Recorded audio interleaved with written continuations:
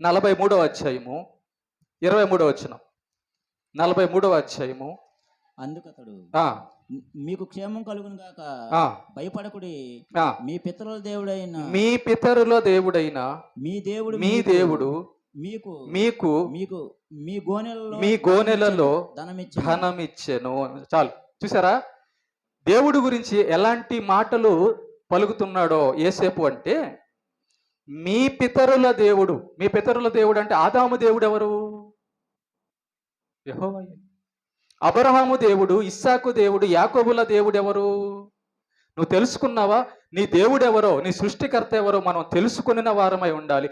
యేసేపు నిజమైన దేవుడెవరో, ఆ నిజమైన దేవుణ్ణి కొలిచినటువంటి వారే తన పితరులని, తన సంబంధులని, తన బంధువులని ఎరిగి ఉన్నాడు. గుర్తుపెట్టుకోండి, ఈ మాట బాగా గుర్తుపెట్టుకోండి. యేసు ప్రభువుని నా దేవుడు అని ఎవరు ఒప్పుకుంటారో వారే నీ బంధువు, వారే నీ బంధువు, వారే నీతో పరలోకంలో శాశ్వతంగా ఉండేవారు.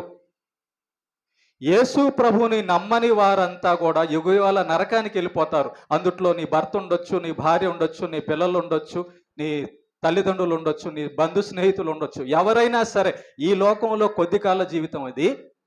ఈ కొద్ది కాల జీవితంలో యేసు ప్రభుని నమ్మని వారంతా నీ బంధువులే కాదు, అసలు నీ వాళ్ళు కాదు వాళ్ళు. కాబట్టి పిచ్చి ప్రేమ, పిచ్చి అవగాహన వాళ్ళ మీద పెట్టుకోబాకు. వాళ్ళ మీద జాలి చూపించు, వాళ్ళు విశ్వాసులుగా అయ్యేటట్లుగా చేసుకో తప్ప వాళ్ళ కోసం నువ్వు నరకానికి వెళ్ళే పని పెట్టుకోబాకు. కాబట్టి యేసేపు గారు ఏమంటున్నాడంటే, మీ పితరుల దేవుడైన మీ దేవుడు, మీ పితరుల దేవుడు అబ్రహాము, ఇస్సాకు, యాకోబుల దేవుడు ఎవరో తెలుసుకున్నాడు. ఆదాము దేవుడు ఎవరో తెలుసుకున్నాడు. ఒక్కడే కదా దేవుడు ఉంటాడు, తండ్రి ఒక్కడే కదా ఉంటాడు. కాబట్టి పితరుల దేవుడు, మన పితరులను ఎవరు కొలిచారో ఆ దేవుణ్ణి తెలుసుకున్నాడు యేసేపు. నెంబర్ 1. తర్వాత అక్కడే అంటున్నాడు, దేవుడు మీకు మీ గోనెలలో ధనం ఇచ్చాను. నీ నీ నీ యొక్క జేబులోకి 10 రూపాయలు వచ్చాయి అంటే దానికి కారణం ఎవరో తెలుసా? ఆ యజమాని కాదు, దేవుడు. దేవుడు నిన్ను పుట్టించాలి, దేవుడు నీకు అన్నం పెట్టాలి, దేవుడు నీకు ఆరోగ్యం ఇవ్వాలి.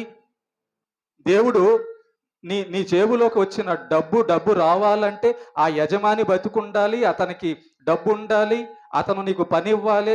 ఇదంతా కూడా దేవుడి పనే, దేవుడు చేసే కార్యమే. కొంతమంది ఏమంటుంటారంటే, చర్చికి ఎందుకు రాలేదంటే, నేను పనికి వెళ్ళాను, నీకు డబ్బు ఇచ్చే